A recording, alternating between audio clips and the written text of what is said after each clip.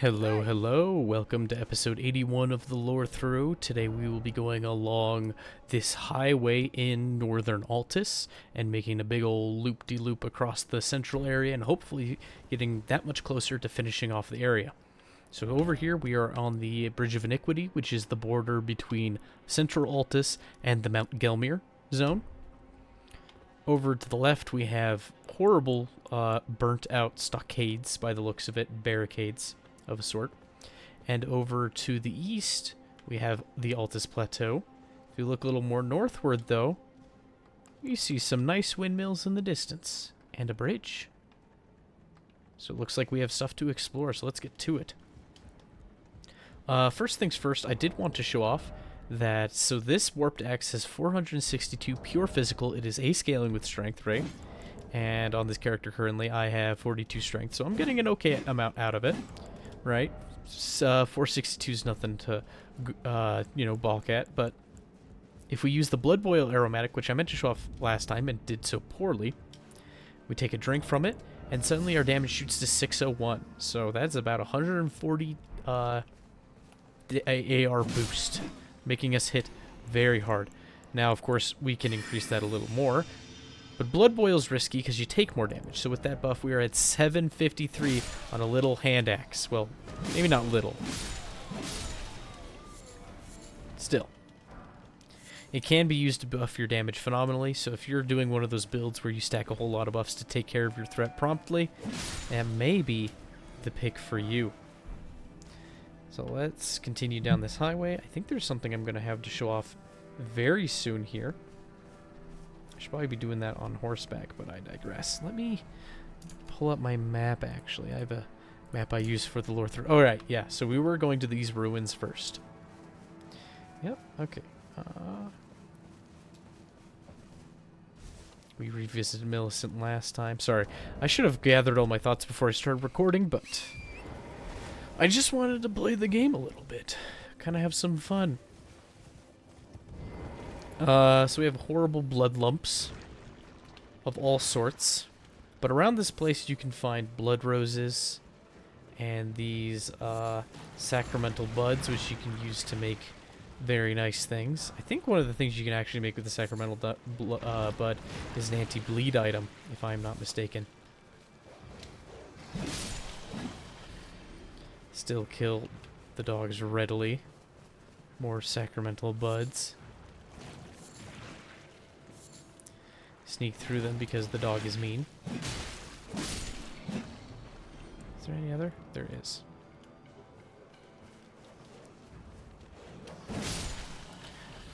No quarter. Okay.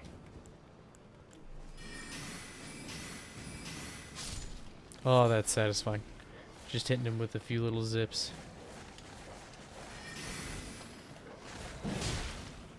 That's a miserable attack pattern. Did you see that? I'm not supposed to use that word. I use it way too much.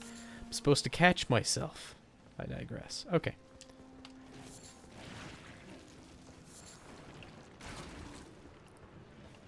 Thought I heard another dog, but I could be mistaken. Okay. So we're going to head down here. And we're going to bring our Rhea Lucaria soldiers with us. So we get 3 soldiers this time. 2 small ones and a medium one. And he throws knives. He's very upset about the whole prospect. I wonder if they can handle him without me, actually. Let's watch. We need that back boy to get involved. So the Sanguine Noble. We have a name for this type of enemy. We saw one earlier in the Blood Rose Church, but we didn't have a name. Sanguine Noble. He's wearing these fancy robes. He's got this helix-shaped blade, and he has a Reduvia in his offhand, and he throws knives. Oh, that blood pit is meant to instill bleeds, but I think given that they're spirits, they may not care. Wow, they're doing a fine job. I guess if you have a small boss, these guys aren't too bad. I still think it's funny how he's blocking his attacks. Oh, and he knocks him over. Wish he didn't cast that little spell so much. It's kind of a lame harassment thing that doesn't do a whole lot. But he still, when he does those heavies, he's knocking the Sanguine Noble over. They may not kill him, but they're going to get close. And he's trying to parry, but they can't. I guess they aren't meant to parry NPCs, just players. Oh, yep, there we go. Well. They got close, though, so props to them. That was silly. I probably should have just sped through the fight, but that's okay. Now I can switch these boys to my favorite, the Radon Soldier ashes, though. And in here we find the Bloody Helus. That sword he was using. So now we could cosplay as weapons. We have the Reduvia and this Bloody Helus. Ominous piercing sword with a winding blade, carried by the noble servants of the Lord of Blood, assumably Mohg, Lord of Blood. Designed to bore into flesh, causing severe blood loss at the wound, the extricated blood trickles gracefully down the length of the blade. Unique skill, Dynast's Finesse. Nimbly avoid an attack, securing some distance from foes. Follow up with a strong attack to perform a sun lunge, and then press strong attack again to perform a sweeping slice. So it's a three-part. It has a dodge, a lunge, and then a sweeping slash, each of which are accessed by a single press of the Ash of War button. So it's a bleed arcane weapon, primarily, if you were looking at it. Yeah, I think it scales primarily with arcane, a little bit with dexterity. We have a couple more dogs. Nothing too notable.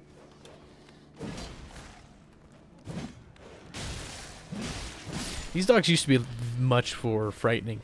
These particular dogs used to have a mistake where, in their coding, where they would accidentally trigger their attack on a bite for every frame or tick or whatever, however the game's coding language worked. And so they would bite like 30 to 60 times in a single second of their attack or what have you. And it would do thousands of damage and kill you surprisingly fast, but to you it looks like a single bite. Alright, so we do have, as you may have noticed, a red summon sign on the ground over here. So for Vari's questline, as I showed off in episode 48 way back when, if you do 3 invasions, succeed or fail, you can continue the questline. Or you can get to this spot in Altus Plateau and fight this NPC, and that will also continue the questline. So let's pick something for our little PvP shenanigan. Why not? You know what? I feel like trying to kill him with the Visage Shield. That sounds really dumb. We're gonna do it. So we're gonna invade him. I should have read the name on the thing, but I did not because I'm a silly person. And he is Magnus the Beast Claw.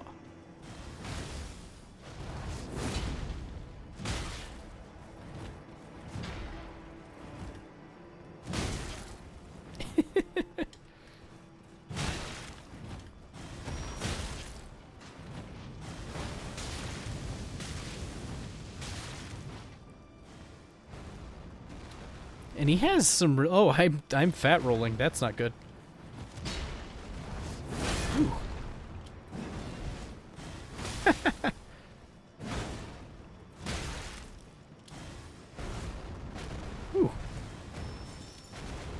Fat rolling, though.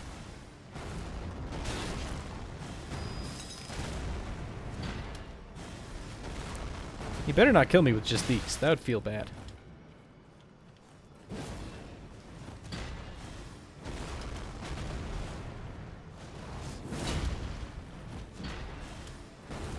Oh dear. There we go. Oh man, that was a horrible idea. What is wrong with me? That's still heavy. That's still heavy. It's just too heavy. 24 is too much. Oh, I know what did it. When we are invading, our Great Rune isn't active, obviously, because we're not the host. Alright, so he had a bunch of bestial incantations. They were slapping me about, and he drops the Great Stars. And a level 6 Somber Stone. So let's take a look at the Great Stars. Since there's another place we could find in the game, but since they added this NPC in a patch to give an offline way to do Vari's questline, yeah, you can get 2 Great Stars now. Huge bludgeon with 3 stars on the striking end.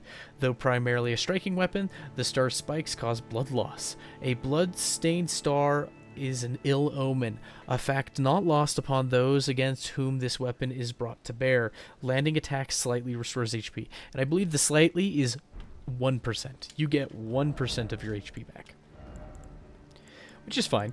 I think it's neat. I'm glad it exists. Let's mess with The halberd, why not? I like the halberd. Okay. So now we can keep moving forward. We have a slew of trolls up here that we can deal with. I think I'm going to hit him with the poison spray mist and throw that away. That sounds like a good plan to me.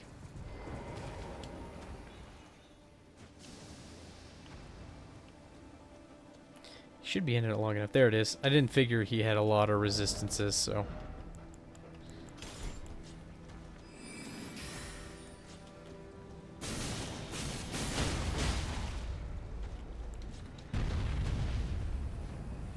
Give him the good old head crit. Not upset by that at all.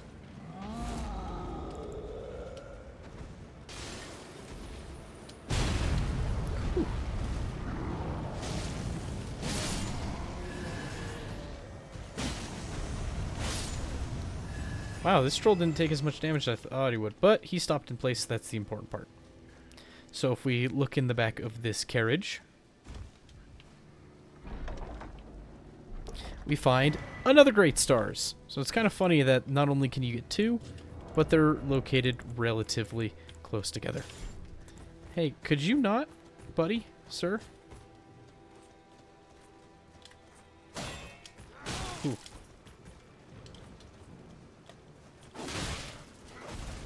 Don't know what I was expecting. There we are. What I was trying to do was one of these magic bad boys. I don't have the cannon on me. Oh, such a shame.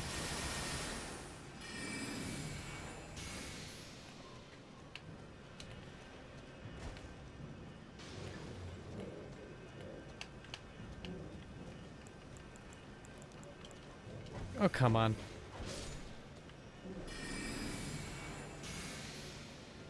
I'm tanking my frame rate here, and it's not even killing a lot of them.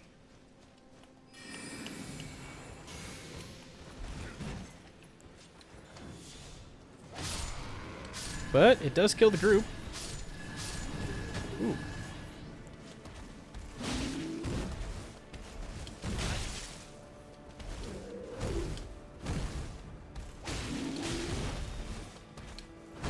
Let's give him the frostbite. Sanctuary Stone. I don't think there's anything else. So that guy has a flail. And there is another pumpkin head with a flail somewhere over here. He might be down the ledge. I'll point him out. I won't fight him, but I'll show him off. Where is he? There he is. He's down there. Oh, shucks. He's got a blue item. I need to be the one to grab that, don't I? Oop. Oh, I lived. Not very wise of me, but it worked.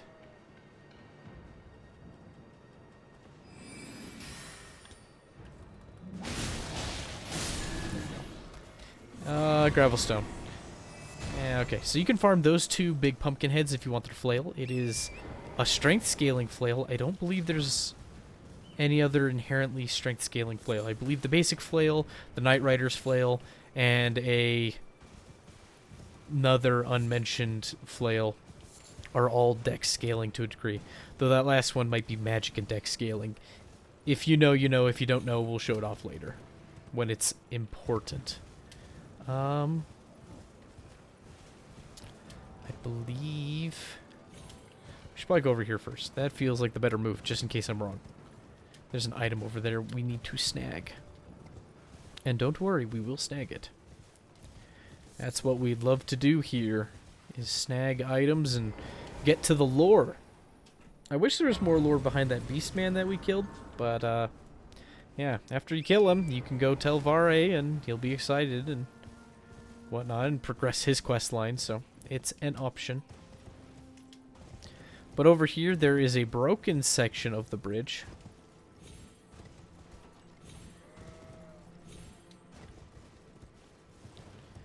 And we can head over here and grab... Oh, I thought so. So we come down here after the stimulating boluses and we get over here. And we find Radiant Gold Masks. We've heard about Gold Mask. We saw him in the intro sequence, and we know that Brother Corrin is looking for him. And here we find his mask. So let's read what it has to say to us. A mask designed to resemble a blazing golden halo, created and left behind by Lord Goldmask, a staunch pursuer of Golden Order fundamentalism, strengthens Golden Order incantations. Its striking design represents both the brilliant inspiration that once shone upon him, and the vision of a ring that he will surely find at the end of his pursuit. To you who seek to shine as I do, wear it well. I don't know who's saying that. If that's Goldmask saying that, that's interesting, but for reasons we'll go into later. Soon, but later. Okay. So I think we can return here. And so we're in the Road of Iniquity side path. And I think we're good to ride up the cliff face, essentially. Take a look at my notes just in case. Yeah, I think so. Yep. Alright, so we're going to ride our way up. Actually, the fast way to do this, if you want to go around and up to the top of the bridge, the fast way is actually to start over here at the forest-spanning Great Bridge to the south. Fast and a little bit brain-dead. Oh, it's over here. And you use this portal. That doesn't look like it's pointing anywhere in particular. In fact, it looks like it's pointing away, honestly. If the light trail is where it's pointing. And we end up on the far side of the Great Bridge. See? So, useful little teleport there. The Grace gets you here soon. And we see a figure at the end of the bridge. Let's go say hi. We're amenable. Let's see what he has to tell us. So, it is, well, none other than Goldmask. And he is wearing rags and some golden bracers. Very scant. And he honestly looks like a repurposed commoner model, kind of like Gostock, but darker. And he's looking up at the Erd tree, and he's got his finger in the air. He is alive, though. He's moving ever so slightly. Just this little oscillation up and down. And it almost looks like he's peeking through the tiny little holes on his mask, which might help him to not be blinded, honestly. I don't know. And it's almost like he's reading with his finger. Almost like he's putting his finger up on some braille in the air above him. Or he's tracing his finger underneath some text to read it. Because it doesn't seem like a pointing gesture you'd do if you were pointing to, you know, indicate a direction, but rather like you're having your finger trace under something. Dragon Moon Grease, well, he doesn't have anything to say to us at all, but we do know somebody who does have something to say to this fellow, so let's go talk to Brother Corin. Because why not? Bach is still here, our ever-loyal seamster. I don't have anything to say to him right now, but we'll get to it. But you can work your way up this path here to Brother Corin.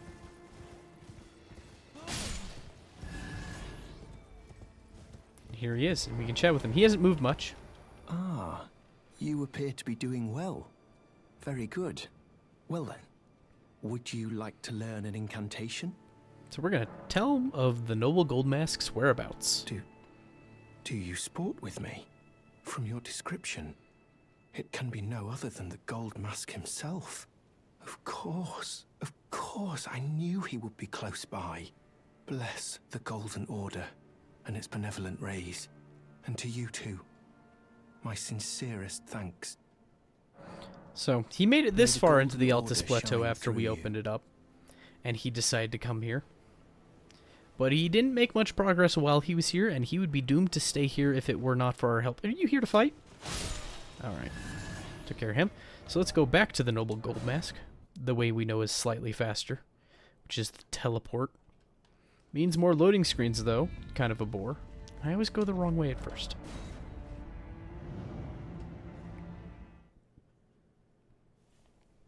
Take a sip of my drink while we're waiting here.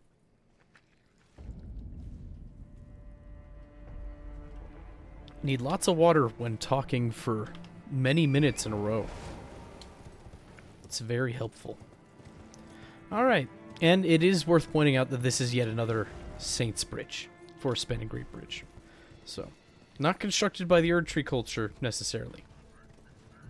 Which is interesting, because they still have Elden Ring patterns in the stones. They could have been added later, I suppose, but all of it's in such shoddy condition, it's hard to say what came when. But let's talk with Corin. Ah, we meet yet again. Thanks to you, I have become acquainted with the noble Gold Mask himself, and taken my place by his side, as you can see. Have no fear. I will still teach you incantations as before, though we must do so quietly, such that we not disturb the great master's cogitation. So it's kind of nice. He's willing to teach us what he knows, and sure enough, he's learned the first fundamentalist incantation. Takes intelligence and faith, 1313. One of the incantations of the Golden Order fundamentalists produces a ring of light and fires it forwards. The ring of light returns to a position close to the caster before disappearing. This incantation can be cast repeatedly. A gift from the young Mikola to his father, Radigan. Neat, we'll buy that. And let's ask about the Noble Gold Mask. The master is always deep in contemplation, while I frantically attempt to record his wisdom, the movement of his finger. And though I am yet to comprehend even the daintiest morsel of his wisdom, I know that this is my life's calling. The Golden Order has bestowed me, talentless as I am, the great duty of documentarian. So he seems rather happy, pleased with himself, and it seems that he can begin to read the motions of Gold Mask's finger through you and record it.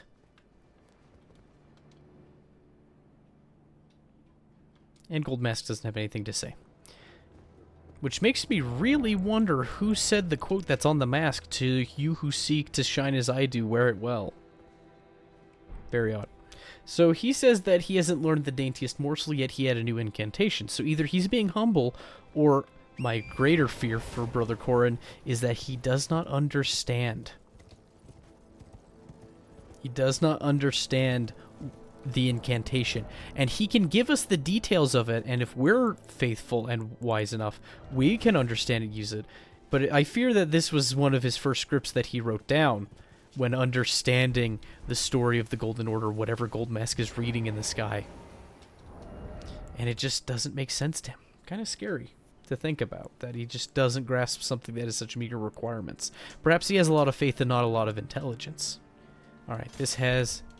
Actually, I want to use the Troll's Hammer. Is this a heavy roll? It actually isn't. Surprise, surprise. So here we have a Battle Mage, like Battle Mage Hughes.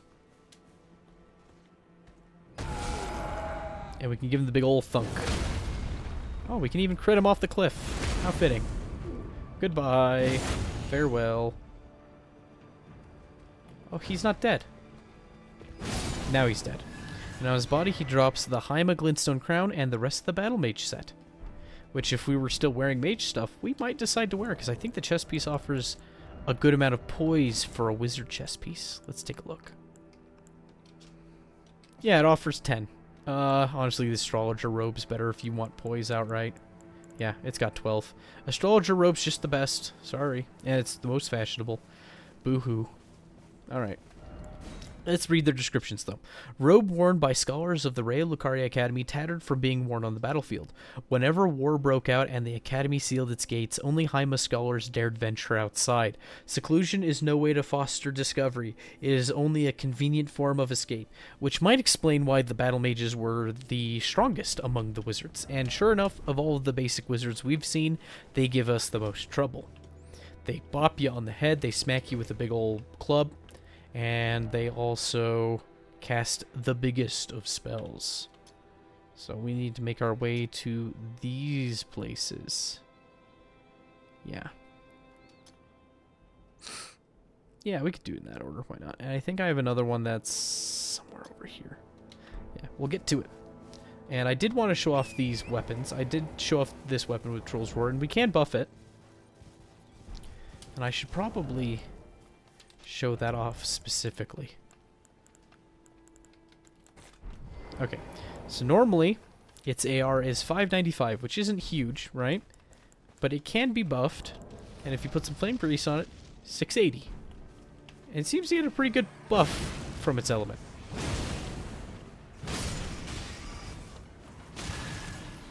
He actually stumbled us. Feels bad. I kind of like the way it looks flaming, honestly. But as you may have noticed, it's the same hammer used by our good friend E.G. the blacksmith. And I think they said it was for breaking bedrock. Oh, that's a big old rat. That's a huge rat. There we go. Bonk. Okay, I think that's it. Giant rat ashes. So we should look at that as well. As I clear away this marker. Because it said that it is a mining tool of stone digger trolls used to crack bedrock. But it also says that smithing is considered divine. So it's interesting that it's the troll's hammer for smithing, at least in E.G.'s case. So let's look at those spirits. Alright. Ashen remains in which spirits yet dwell. Spirits that do not require FP to summon. Do they take health? They take nothing. No HP, no FP. Just free. Huh. I didn't know there was anything in this game that was free. That's funny. The rat spirits appear at a distance from the summoner, swarming their victim to start the fight. Even as spirits, these vermin seem to multiply endlessly. Enhancing these ashes can increase their numbers. So there's 3 in the picture. Alright. I said I was going to use the Radon Soldier ashes. We're going to do an experiment. I should do Order of Execution. What am I, crazy? Okay, we're going to see how many rats are in this thing as soon as I can summon them.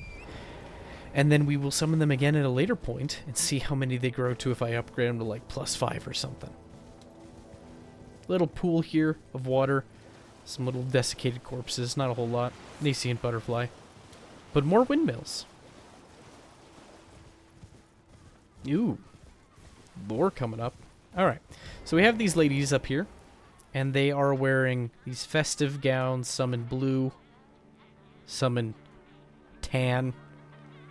Some not wearing hoods at all wearing flower crowns of some sort even over their hoods. They are dancing and cackling. And yet on the back of the robe, it seems to be depicting the Erd Tree of a variety. Oh.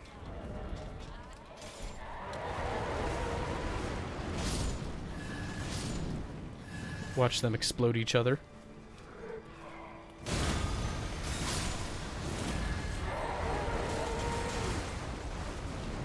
Oh, I started a fight. Alright, so they wield these skull maces. Some of them have cleavers, some of them have curved little sickles.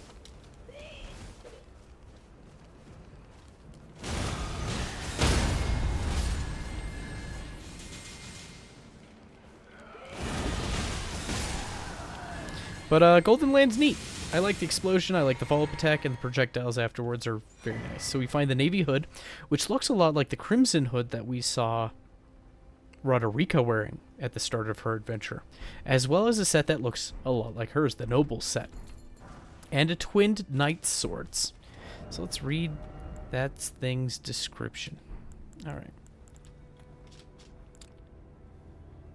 Oh, I don't think I read the helmet of the Battle Mage set. One of the glintstone crowns bestowed upon Rhea Lucaria scholars whose pursuits were deemed worthy increases intelligence and strength at the detriment of FP. Sure enough, it takes away 12 of our FP, but in turn would give us 2 strength and 2 intelligence. Kind of seems right up our alley. Very tempting, honestly. I'll think about it. I don't know if I would like the fashion so much, though. It seems a little silly. And I'm kind of attached to the bandages, so we're gonna stick with that.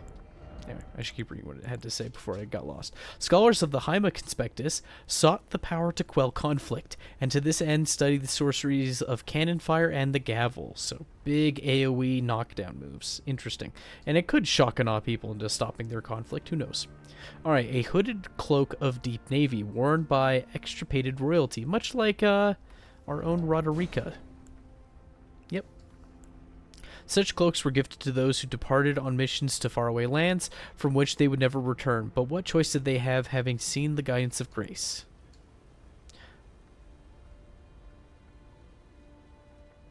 And Roderica never once saw the guidance of grace. So they're similar. They're very similar in shape. The colors are different, and the embroidery is a little different. So maybe they come from different lines of royalty, perhaps. Okay, so these ladies here I talked about their weapons that they had, and I grabbed them beforehand to give us their little bit of lore. Sickle decorated with flowers and many colored fabrics. Ceremonial tool used by dancers during the festivities of Dominula. Its attacks can slip through an enemy's guard, so it's like a shodel. Crafted from human bone. Grants trace amounts of runes on landing attacks. Cleaver decorated with many colored fabrics. Ceremonial tool wielded by dancers during festivities of Dominula. Pretty much the same. Crafted from human bone, gives runes upon a landing attacks, and a rake. So basically, a dagger, shodel, a cleaver, and it's like the iron cleaver, so it has that really good running attack. Running heavy, I should say. Where it's actually a neutral attack, but you run and then slam the weapon downward. And then a rib rake, which is a dexterity scaling spear. Lightweight, gives runes on poke. Kind of silly. It's not nearly as useful as the pitchfork in Dark Souls 3, which was a really long, low-requirement spear that was good for chasing people down. Silly as that is. Okay. Let's get to the next grace, and then we will cut it there, I believe. Oh, wait. I almost forgot about their outfits. Okay. Festive hood. Hood worn by dancers at the festivities in Dominula Village of Windmills. Use of this hood, dyed in stunning blue, is only permitted for the young maids who play the central role in the festival. Interesting. What else do we have? Faintly blood-stained. Permitted for the young maids who play a central role in the festival. I don't think they had gloves, but they might have had pants. Perhaps. I'm starting to think no. They may not have had pants. Alright, well, we can at least look at the noble's chest piece and pants, then. Traveling attire fashioned from metallic white silk thread, worn by extirpated royalty. A gift of such rare beauty, a royal wouldn't disgrace their illustrious heritage, even if found dead in a ditch in the middle of nowhere, while wearing such splendid raiment. Yep, and that's pretty much all it says. So another story like Roderica's, except for they had the twinned knight swords. An attractive twin blade of fine make that prizes the chivalric way. Can be wielded in a single hand, but its true strength is unlocked when dual-handing spinning attacks. And it is a strength scaling version of the weapon. Interesting to say the least. It's kind of our first association of knights and twin blades, aside from Eleonora. So I guess it's our second association with that thing, that concept. We're going to hit him with the Golden Land.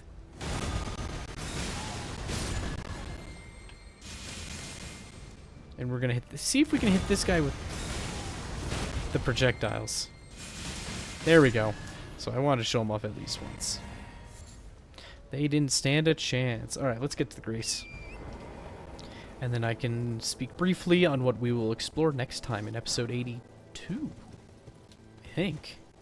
I think this is the third episode I'm recording today, which would make it episode 81, so next time will just be 82. Wow. Alright. So here we are. We found the Windmill Village, and there's more of these strange dancing hags. Very odd. Oh yeah, and you can also buff this thing, just like the Troll's Hammer. Which, honestly, if you put Holy